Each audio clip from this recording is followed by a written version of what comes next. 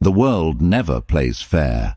No matter how honest you are, someone will betray you.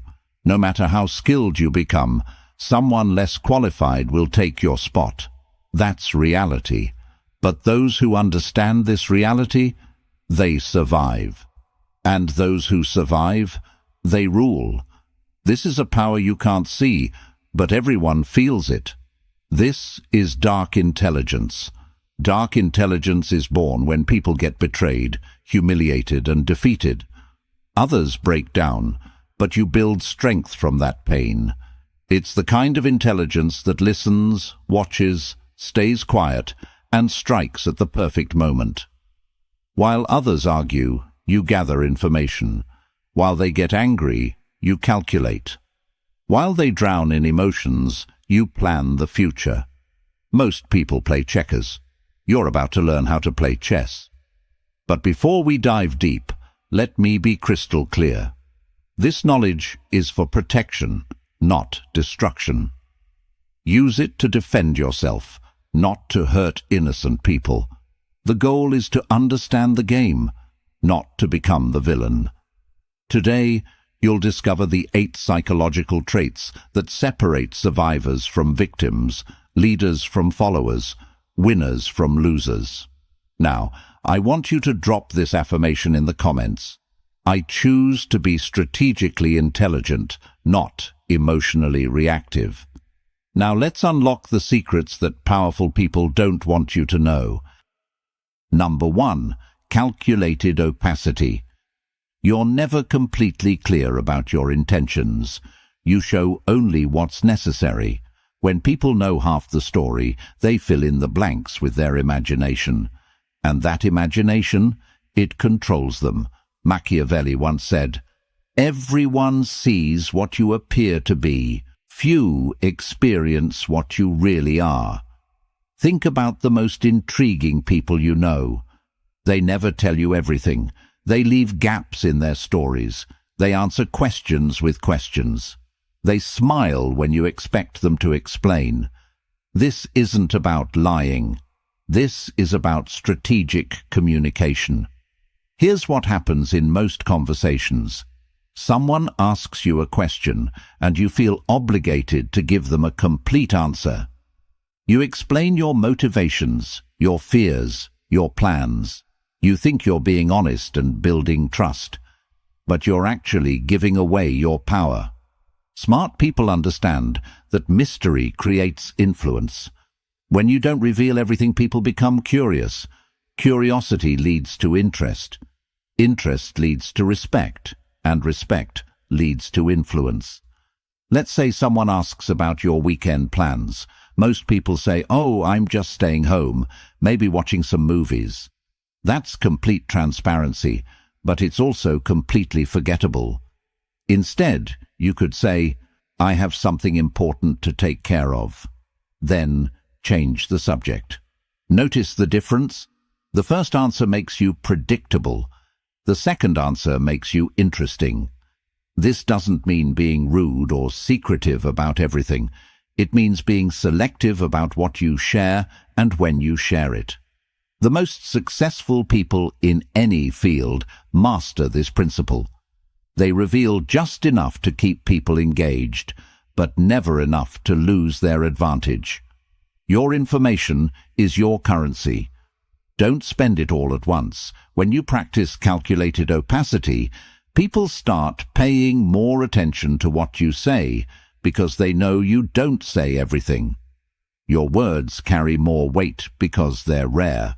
Remember, the goal isn't to be mysterious for the sake of being mysterious. The goal is to maintain control over your narrative and your relationships. Number 2. Adaptive persona. You're not the same person with everyone. You adjust your personality based on who you're talking to. People think they know you, but they only know one version of you.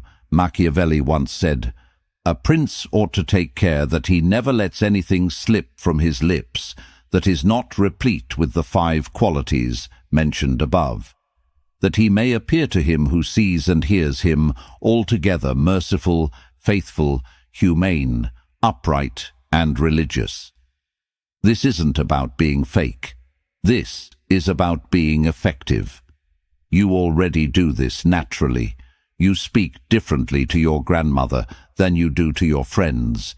You act differently in a job interview than you do at a party. You present different aspects of your personality in different situations. Adaptive persona takes this natural tendency and makes it intentional.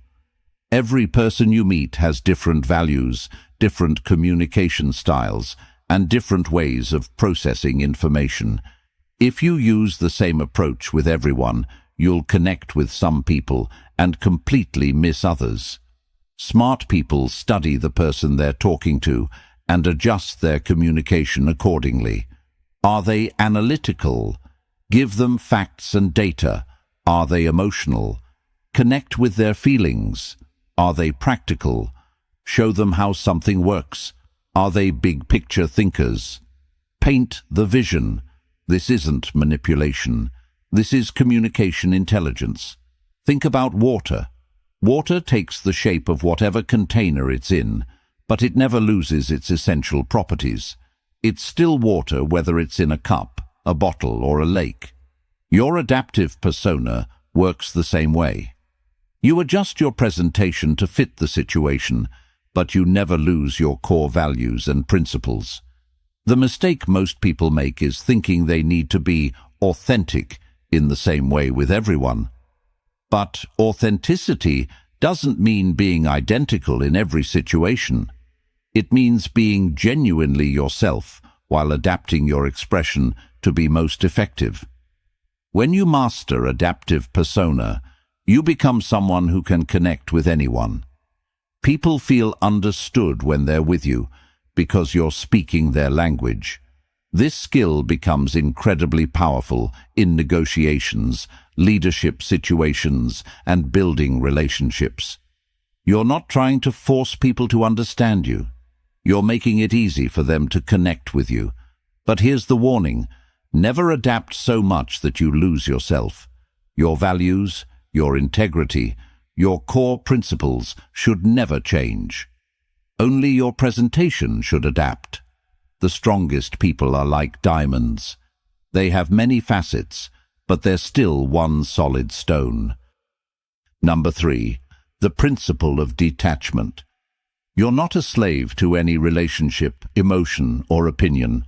What you're not afraid to lose can't control you. What can't bind you can't manipulate you either. Machiavelli once said, "Since love and fear can hardly exist together, if we must choose between them, it is far safer to be feared than loved." Detachment is probably the most misunderstood concept in dark intelligence. People think it means being cold or uncaring.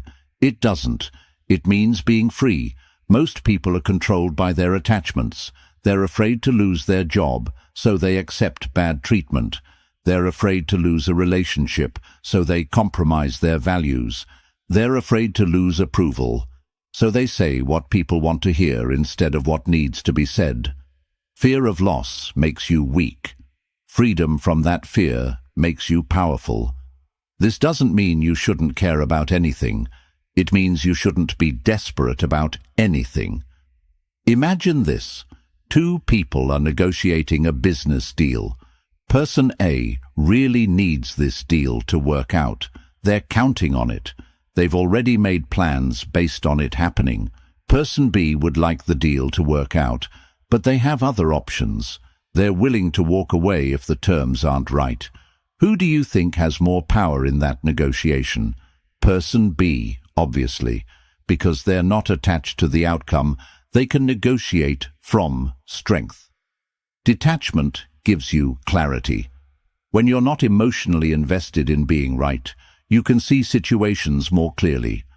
When you're not desperate for approval, you can make better decisions. When you're not afraid of being alone, you can choose better relationships.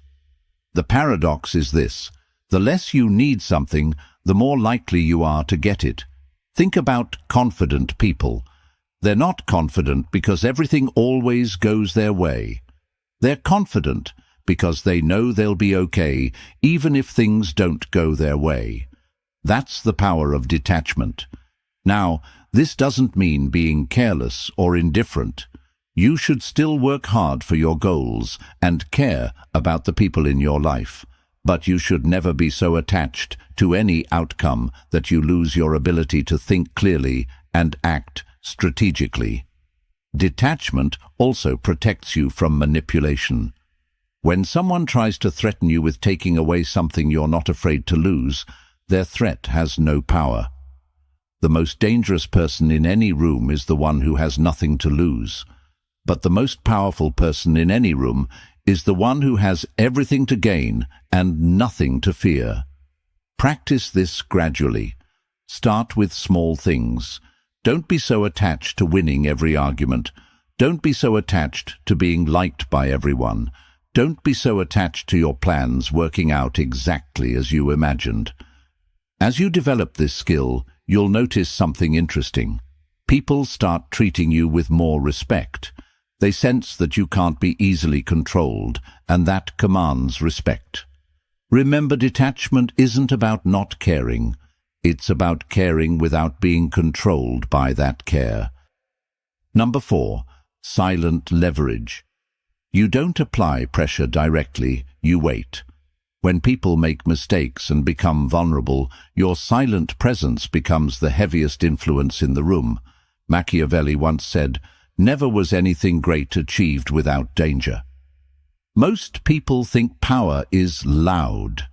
They think it's about raising your voice, making demands, and forcing your will on others. That's amateur hour. Real power whispers. Silent leverage is the art of creating influence without saying a word. It's about positioning yourself so that your mere presence changes the dynamic of any situation. Here's how it works. Instead of telling people what to do, you create situations where they naturally want to do what benefits you. Instead of demanding respect, you make yourself indispensable. Instead of fighting for power, you make people give it to you willingly. Let's break this down with practical examples. In conversations, silent leverage means knowing when to pause. Most people are uncomfortable with silence, so they fill it with words. Often those words reveal more than they intended to share. When you're comfortable with silence, you control the rhythm of the conversation. Next time someone asks you a difficult question, don't answer immediately. Pause. Look at them thoughtfully. Let the silence stretch for a few seconds. Then give your answer. Watch how it changes the weight of your response. In negotiations, silent leverage means having alternatives that you don't need to mention. When the other person knows you have options, they negotiate differently. You don't have to threaten to walk away. Your willingness to walk away is enough. In relationships, silent leverage means being the person who adds value without asking for recognition. When you consistently make other people's lives better, they naturally want to keep you around. You don't have to demand loyalty, you earn it through your actions. In professional settings, silent leverage means becoming the person everyone comes to for solutions. You don't announce that you're the problem solver. You just solve problems consistently until everyone knows they can count on you. The key to silent leverage is patience. You're not looking for immediate results. You're building long-term influence. Most people want instant gratification. They want to see immediate results from their efforts. But silent leverage works differently. You plant seeds and wait for them to grow. You make investments and wait for them to pay dividends. This requires a different mindset.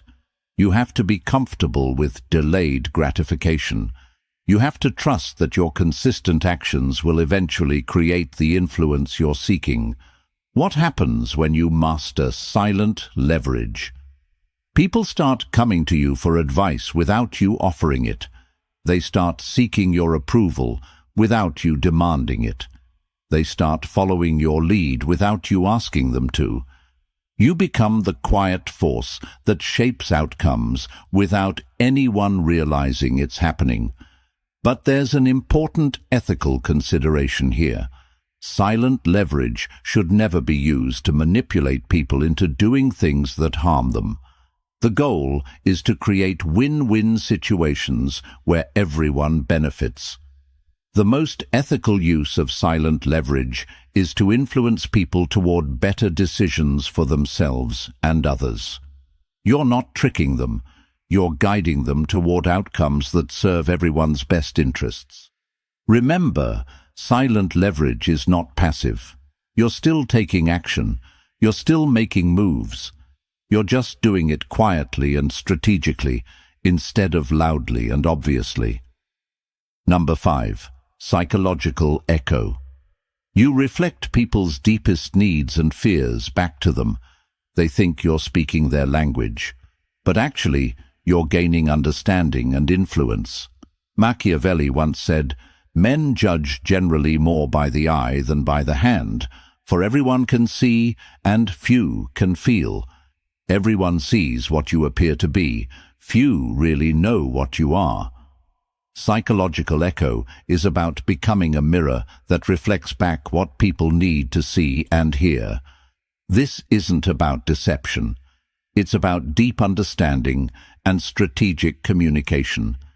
People don't buy products, services, or ideas. They buy solutions to their problems and fulfillment of their desires. When you can identify and reflect back their real needs, you become incredibly valuable to them. Most people are terrible at this because they're too focused on what they want to say instead of what the other person needs to hear. Let me explain how psychological echo works in practice. First, you have to become a student of human nature. You need to understand that everyone you meet is carrying invisible burdens, secret desires, and unspoken fears. Your job is to listen for clues about what those might be. When someone talks about their work, they're not just sharing information. They're revealing how they see themselves, what they value, and what they're worried about.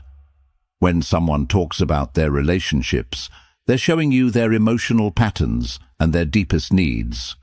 Most people listen to respond. You need to listen to understand. Here's a practical framework. Every person you meet is asking 3 silent questions. Do you see me? Do you understand me? Do you value me? When you can answer yes to all 3 of those questions through your words and actions, you create a powerful connection. The psychological echo technique involves reflecting back not just what people say, but what they mean. You listen for the emotion behind the words, the need behind the complaint, the fear behind the anger. For example, if someone says, "I hate my job," most people might respond with advice about finding a new job. But if you listen deeper, you might hear that they actually feel unappreciated, unchallenged, or uncertain about their future. A psychological echo response might be, "It sounds like you're not feeling valued for your contributions," or "It seems like you're ready for something that challenges you more." Notice the difference? Instead of jumping to solutions, you're reflecting back their emotional experience. This makes people feel understood, which creates trust and influence. The key is to reflect back the positive version of what they're expressing. If someone is complaining about being overwhelmed, you might reflect back their dedication and high standards. If someone is expressing frustration about a situation, you might reflect back their desire for excellence. This technique works because people have a deep psychological need to feel understood. When you demonstrate that you truly see them, they automatically trust you more and value your opinions more highly. But here's where it gets really powerful. Once you understand someone's core needs and fears, you can position your ideas, suggestions, and requests in terms that naturally appeal to them. If someone values security, you present your ideas in terms of safety and stability. If someone values recognition, You present your ideas in terms of achievement and acknowledgement. If someone values freedom, you present your ideas in terms of independence and choice. You're not changing your message. You're changing how you present your message to match their psychological profile. This is incredibly powerful in leadership, sales, parenting, and relationships. When people feel like you understand them at a deep level, they naturally want to work with you, follow you, and support you. The ethical way to use psychological eco is to genuinely care about understanding people and helping them get what they need. When you use this technique to serve others' best interests, it becomes a tool for building stronger, more meaningful relationships. Number 6. Ambiguous morality. You're neither good nor bad. You just get things done. Real power doesn't always come in black and white. Sometimes it lives in the grey areas. Machiavelli once said, "Since it is difficult to join them together, it is safer to be feared than to be loved when one of the two must be lacking." This is the most controversial trait of dark intelligence, and it's the one that gets misunderstood the most. So let me be very clear about what this means and what it doesn't mean. Ambiguous morality doesn't mean having no morals. It doesn't mean doing whatever you want, regardless of consequences. It doesn't mean hurting people to get ahead. What it means is understanding that the real world is complicated. Sometimes doing the right thing in the short term leads to worse outcomes in the long term. Sometimes being nice enables bad behavior. Sometimes protecting people requires making decisions that aren't pretty. Here's the reality. Pure moral clarity is a luxury that most people can't afford when they're dealing with complex situations involving real consequences. Let me give you some examples to illustrate this concept. Imagine you're in a leadership position and you discover that a team member has been consistently lying to clients and damaging relationships. The nice thing to do might be to give them another chance, provide more training, and hope they improve. But what about the other team members who are working honestly?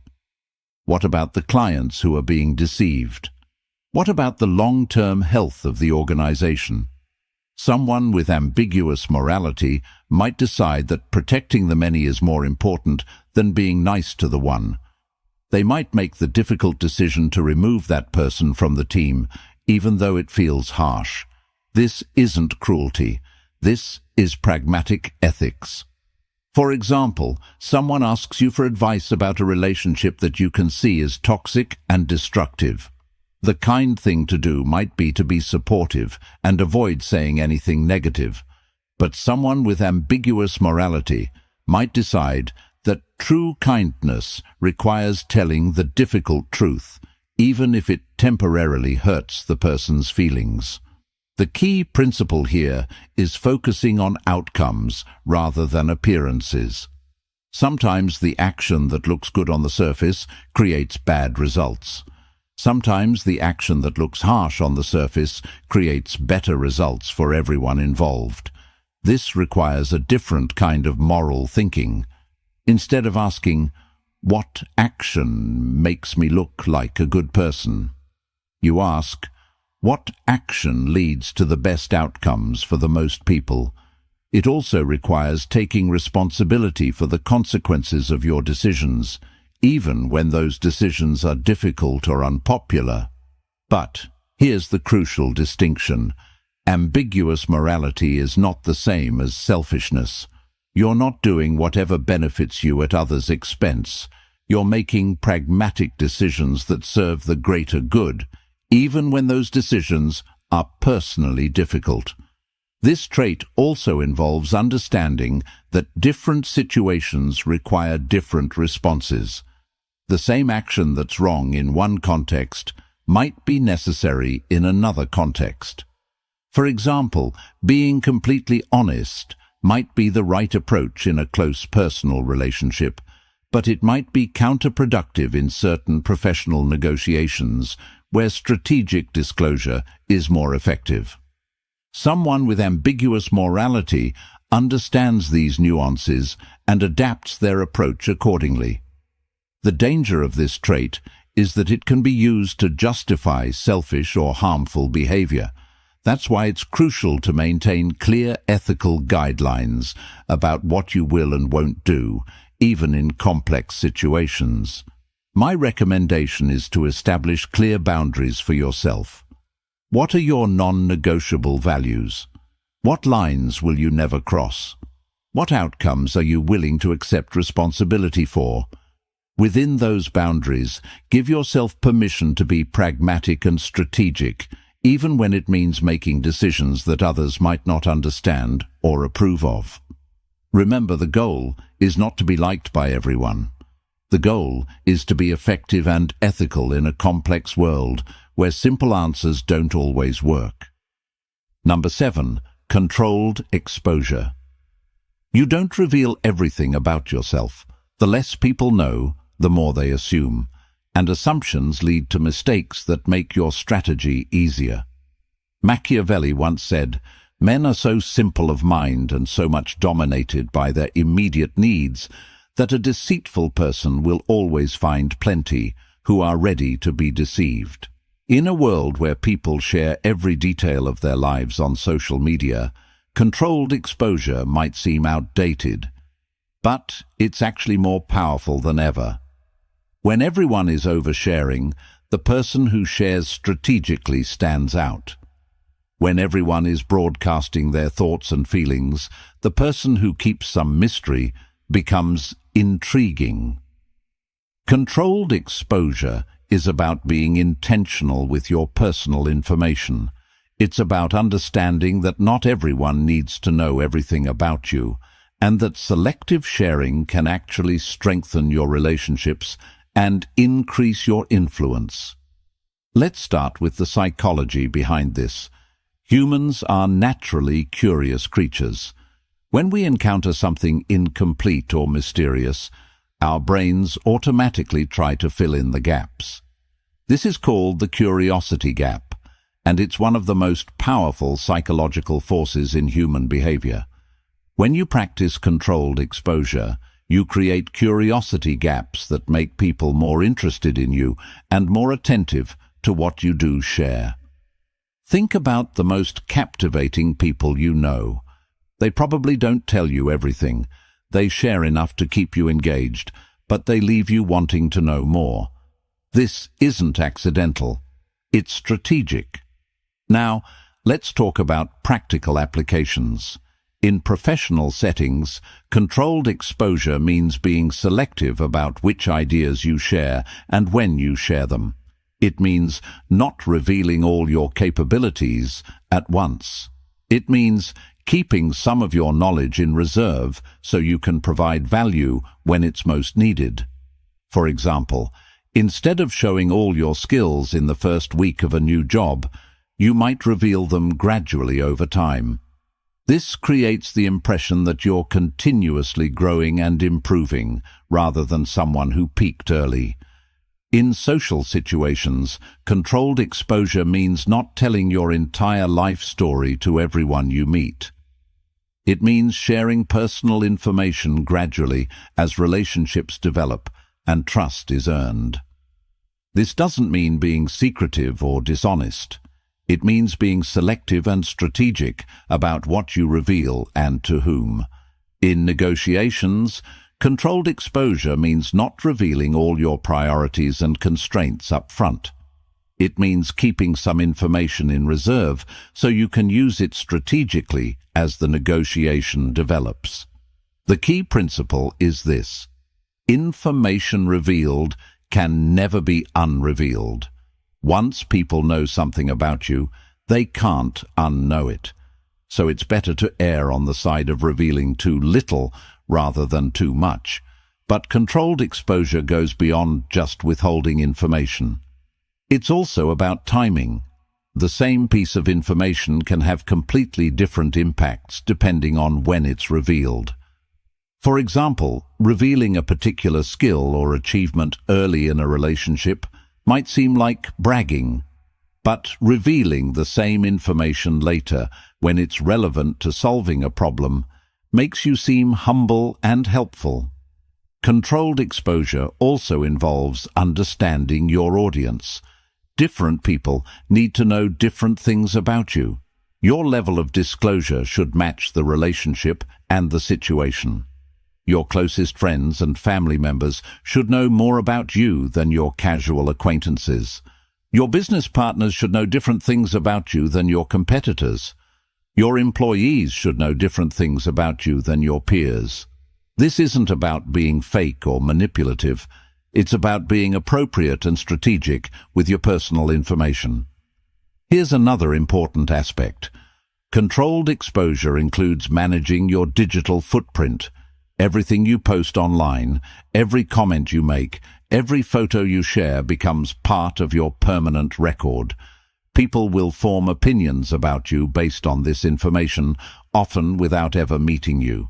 Smart people are intentional about their online presence. They understand that their digital persona is part of their overall strategy for how they want to be perceived and remembered. The goal of controlled exposure is not to be mysterious for the sake of being mysterious. The goal is to maintain control over your narrative and your relationships. When you reveal information strategically, you can guide how people perceive you. You can emphasize the aspects of your personality and experience that are most relevant to your current goals. You can avoid being pigeonholed or stereotyped based on incomplete information. But here's the balance you need to maintain. You want to share enough to build genuine connections with people, but not so much that you lose your strategic advantage. The most successful people understand this balance. They're open and genuine in their relationships, but they're also strategic about how much they reveal and when they reveal it. Number 8. Outcome obsession. You're not here to win arguments or prove points. You're here to get results. People who focus only on outcomes never waste time on unnecessary games. Machiavelli once said, "The promise given was a necessity of the past. The word broken is a necessity of the present." This is the trait that separates amateurs from professionals, dreamers from achievers, and talkers from doers. Most people get distracted by things that don't matter. They want to be right more than they want to be effective. They want to look good more than they want to get results. They want to feel good about their process more than they want to achieve their goals. Outcome obsession cuts through all of that noise. When you're outcome obsessed, you ask different questions. Instead of, "How can I prove I'm right?" you ask, "What result am I trying to achieve?" Instead of, "How can I look good in this situation?" you ask, "What actions will lead to the outcome I want?" This shift in thinking changes everything. Let's start with arguments and disagreements. Most people approach arguments like they're trying to win a debate. They focus on proving their point, catching the other person in contradictions, and demonstrating their superior knowledge or logic. But outcome-obsessed people approach disagreements differently. They ask, "What do I actually want to achieve from this conversation?" Maybe they want to change the other person's behavior. Maybe they want to reach a compromise. Maybe they want to gather information about the other person's perspective. Once they're clear on their desired outcome, they choose their approach accordingly. Sometimes that means winning the argument, but often it means something completely different. For example, if your goal is to change someone's behavior, proving them wrong might actually backfire. People don't like being wrong, and they often become more stubborn when they feel attacked. A better approach might be to help them reach the right conclusion on their own. If your goal is to maintain a good relationship while addressing a problem, being right might be less important than finding a solution that everyone can accept. This applies to every area of life. In professional settings, outcome obsession means focusing on what actually moves the business forward rather than what makes you look smart or important. It means choosing projects based on their impact rather than their visibility. It means making decisions based on data and results rather than politics and preferences. In personal relationships, outcome obsession means focusing on the health and happiness of the relationship rather than who's right or wrong in any particular disagreement. It means choosing your battles based on what actually matters rather than reacting to every minor irritation. In personal development, outcome obsession means measuring your progress by actual results rather than effort or intentions. It means being honest about what's working and what isn't, even when that's uncomfortable. Here's where outcome obsession gets really powerful. It helps you avoid the trap of looking busy without being productive. Many people confuse activity with achievement. They think that working hard automatically leads to good results. But outcome-obsessed people understand that you can work very hard on the wrong things and get nowhere. They're constantly asking, is this activity actually moving me toward my goal? Or am I just staying busy to avoid the more difficult but more important work? This leads to what I call strategic laziness. Outcome-obsessed people often appear to do less than others because they're selective about where they put their energy. They focus on the 20% of activities that produce 80% of the results. They're not trying to be the hardest worker. They're trying to be the most effective worker. This also applies to learning and skill development. Instead of trying to learn everything about everything, outcome-obsessed people focus on developing the specific skills that will have the biggest impact on their goals. They ask, what's the minimum I need to learn to achieve maximum results? This isn't about being lazy or taking shortcuts. It's about being strategic and efficient. Now, here's an important warning about outcome obsession. It can become destructive if you lose sight of your values and relationships in pursuit of results. The healthiest approach is to be outcome-obsessed within ethical boundaries. Your desired outcomes should include maintaining your integrity, treating people well, and contributing positively to the world around you. When these values are built into your definition of success, outcome obsession becomes a powerful force for good. Another key aspect of outcome obsession is the willingness to change course when something isn't working. Most people get attached to their plans and strategies, even when those plans aren't producing results. Outcome-obsessed people are attached to their goals, not their methods. If one approach isn't working, they try a different approach. If one strategy isn't effective, they develop a new strategy. They're not stubborn about how they achieve their outcomes. They're only stubborn about achieving the outcomes themselves. This flexibility makes them incredibly adaptable and resilient. When circumstances change, they adjust their approach. When new information becomes available, they update their strategy. The ultimate goal of outcome obsession is to become someone who consistently gets things done, not someone who talks about getting things done, not someone who looks like they're getting things done, someone who actually produces results in the real world. This reputation becomes incredibly valuable over time. When people know you as someone who delivers on your commitments and achieves your goals, they start bringing you better opportunities, better partnerships, and better problems to solve.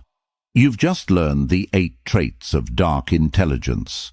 But knowledge without application is worthless. Pick one trait that resonated with you the most. For the next 7 days, practice that trait in your daily interactions. Don't try to master all 8 at once. Focus on one. Notice how people respond to you differently. Notice how you feel when you approach situations with strategic intelligence instead of emotional reactivity. But remember what we talked about at the beginning. This power comes with responsibility. Use these insights to protect yourself, not to harm others. Use them to create better outcomes for everyone, not just for yourself. The world needs more strategically intelligent people who use their knowledge ethically. People who can see through manipulation and protect themselves and others from it. People who can navigate complex situations and find solutions that serve the greater good. That's the true purpose of dark intelligence. Not to become a manipulator, but to become someone who can't be manipulated. Not to gain power over others, but to gain power over yourself and your circumstances. The most dangerous person in any room is the one with nothing to lose, but the most valuable person in any room is the one who understands human psychology and uses that understanding to make everyone's life better. Which kind of person do you choose to be? If this video changed how you think about intelligence and power, hit that like button. If you want more content about psychology, strategy, and human behavior, subscribe and ring the notification bell. Drop a comment and let me know. Which of these 8 traits do you see in the most successful people around you? And which one are you going to practice first? Until next time, remember, true intelligence isn't just about being smart. It's about being wise enough to use your intelligence in service of something greater than yourself. Stay strategic, stay ethical, and stay powerful.